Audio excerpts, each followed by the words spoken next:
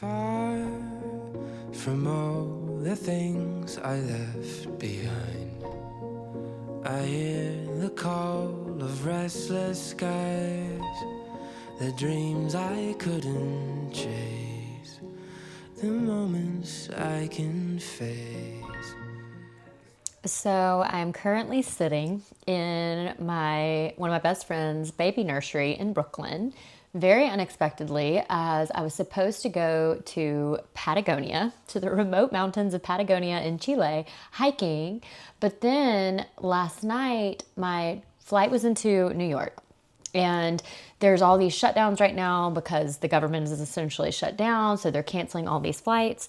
And when we were leaving Austin, we were stuck on the tarmac for a full 2 hours because of air traffic control. So I had exactly 2 hour and 20-minute layover in New York. And this whole time for weeks, I've been like, why would I go from Austin up to New York down to Chile? Because like it seemed like a crazy route. And nobody else who was going on this yoga retreat with me was flying that way. So I was like, okay, I guess that's just what it is. Anyway, and so flew into New York and was like scrambling, trying to get off the plane, get my bags. I'm running, I'm sweating. I have to take a little tram. I have like exactly 15 minutes. I get into the thing. I run to a gate. I'm like, help me find this gate. And they're like, oh, you have to go upstairs. So I run upstairs and my plane is right there and I can see it and I can see the things. And these women are there and they're like closing the gate and they would not let me on. So the gate was there. I was like, what do I do? And because of all of what's going on with the shutdown, I could not get rerouted.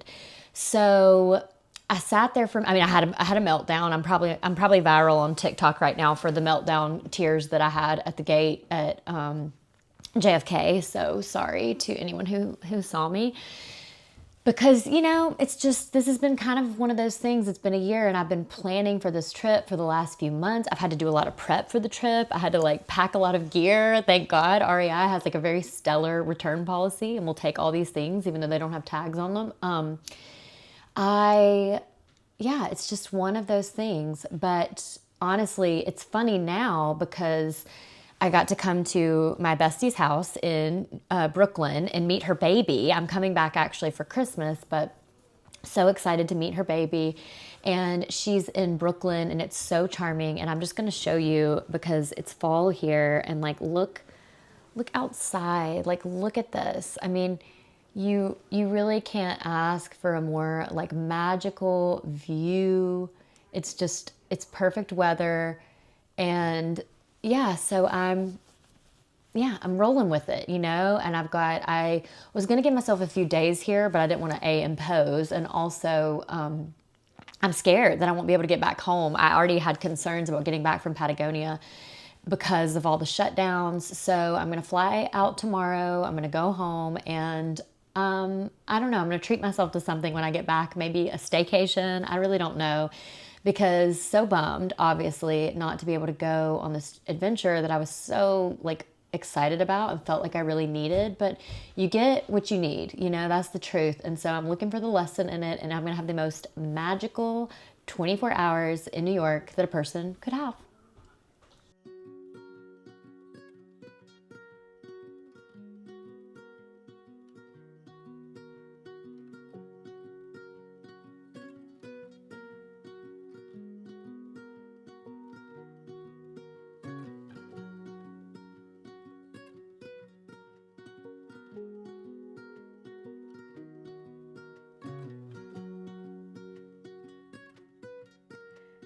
One of my all-time favorite films is the movie Sliding Doors.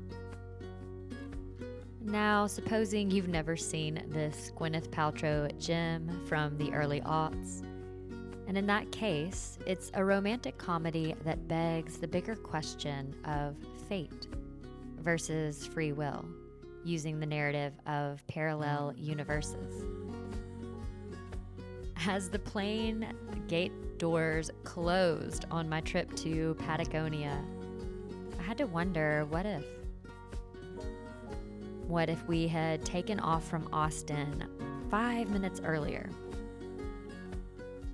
What if I hadn't been located at the very back of the plane? what if the tram at JFK hadn't stopped to let more people on?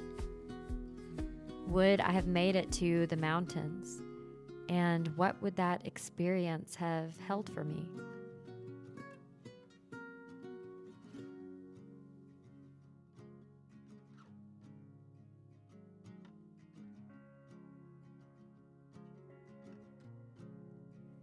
After crying a few tears over the initial shock that the trip I'd planned and prepped for wasn't going to happen, I immediately called one of my best friends, Ellen, who lives in Brooklyn, to see if I could stay the night. After a long and eventful, chatty drive with the most quintessential New York cab driver, there I was at her brownstone.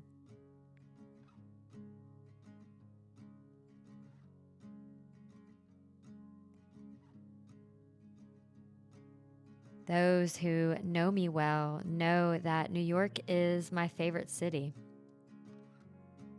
I try not to claim many regrets in this one wild and precious life, but I have often lamented that I've never lived there myself. I don't know any other place on the planet that can make me feel simultaneously so small and insignificant, as well as alive and vibrant and connected.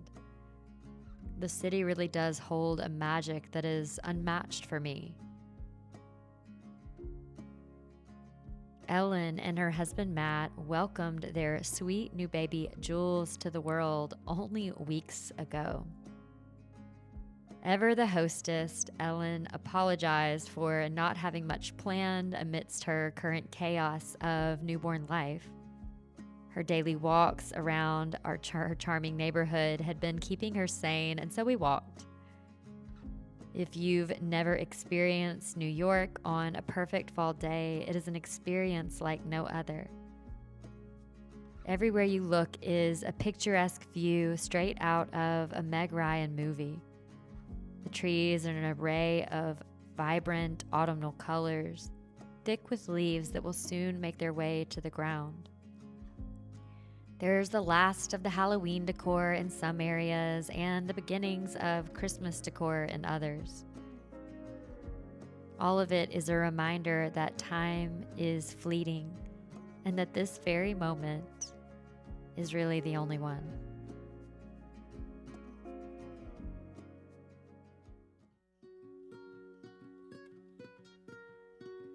For our third walk of the day, we went to a little deli and had a lunch of perfect pasta and a quick visit with Ellen's friend Becky.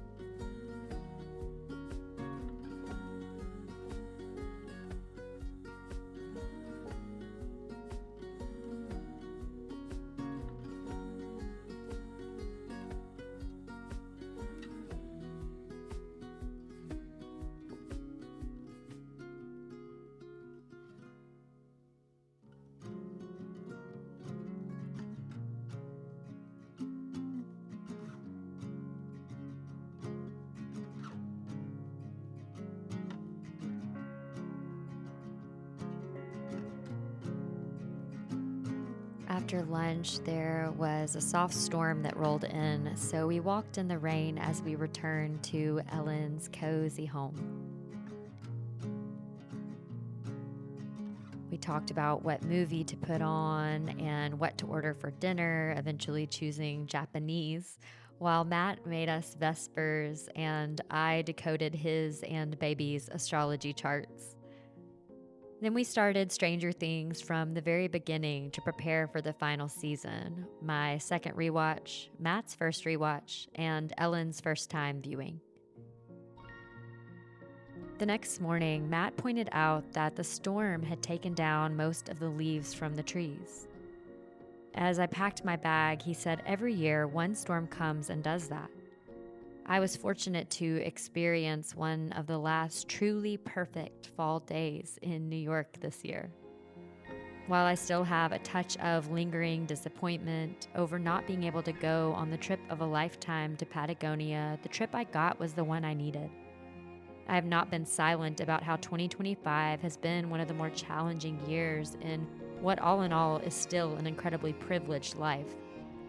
This trip offered me something I may not have received in Patagonia. It renewed my faith.